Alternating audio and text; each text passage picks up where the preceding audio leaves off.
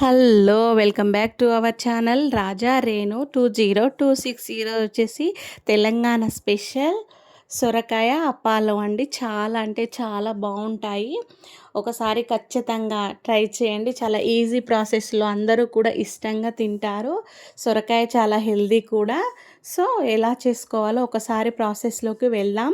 దానికంటే ముందు కొత్తగా ఎవరైనా మన ఛానల్ని చూస్తున్నట్టయితే సబ్స్క్రైబ్ చేసుకొని లైక్ చేయడం అయితే మర్చిపోకండి. ముందుగా ఒక హాఫ్ వరకు సొరకాయని తీసుకొని ఈ విధంగా నీట్గా పొట్టంతా కూడా తీసేసుకోండి. తర్వాత ఇలాంటిది ఒకటి తీసుకొని మొత్తము కూడా ఈ విధంగా మనము అంత తురుముకోవాలి అన్నమాట. సో సొరకాయని ఎంత చిన్నగా తురుముకుంటే అంత బాగుంటుంది.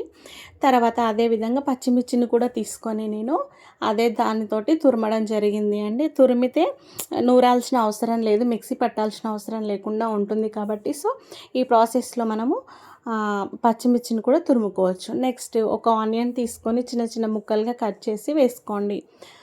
నెక్స్ట్ కరివేపాకు, అదేవిధంగా కొద్దిగా కొత్తిమీరను కూడా కట్ చేసి వేసుకోండి.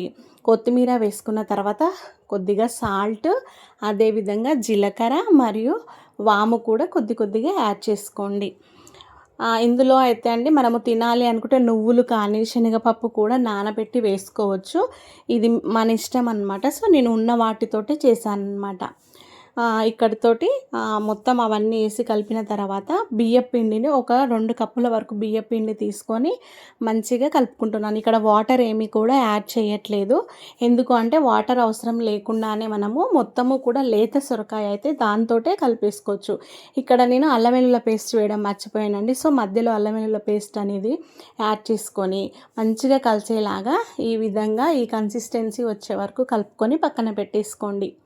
సో తర్వాత ఇలా చిన్న చిన్న ముద్దలుగా చేసుకొని ఇలాంటిది ఏదైనా ఒక కవర్ని తీసుకొని నేనైతే ఇక్కడ ఆయిల్ కవర్ని తీసుకున్నానండి. ఈ విధంగా చిన్న చిన్నగా ఏ పద్ధతిలో కావాలంటే ఆ విధంగా, ఎంత సైజులో కావాలంటే అంత సైజులో చేసుకొని ఇవన్నీ కూడా బాగా హీట్ అయినటువంటి ఆయిల్లో ఒక్కొక్కటిగా వేసుకొని గోల్డెన్ బ్రౌన్ కలర్ వచ్చే వరకు ఫ్రై చేసుకుంటే ఎంతో టేస్టీగా ఉండే తెలంగాణ స్పెషల్ స్టైల్ అప్పాలు రెడీ.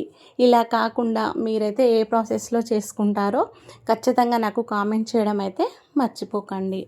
సో ఈ విధంగా అన్నీ కూడా ఇదే ప్రాసెస్లో చేసుకొని ఆయిల్లో మంచిగా ఉడికించుకోండి. ఎక్కువగా ఫ్రై చేయాల్సిన అవసరం లేదు. ఇవి మెత్తగా ఉంటేనే తినడానికి కూడా చాలా బాగుంటుందండి. సో ఇంతటితోటి ఇవి వేగిపోతే ఇంతవరకు తీసేసుకోవచ్చు. తీసి పక్కన పెట్టేసుకొని సర్వ్ చేసుకుంటే ఎంతో టేస్టీగా ఉండే అప్పాలు రెడీ. చాయ్లోకి కూడా చాలా బాగుంటాయి. ఇలా ప్లెయిన్గా తిన్నా కూడా ఈవినింగ్ స్నాక్స్ లాగా బాగుంటాయండి. ఖచ్చితంగా ట్రై చేసి ఎలా వచ్చిందో నాకు కామెంట్ చేయండి. కామెంట్ చేయడానికంటే ముందు సబ్స్క్రైబ్ చేసుకోవడం అయితే మర్చిపోకండి. Please subscribe.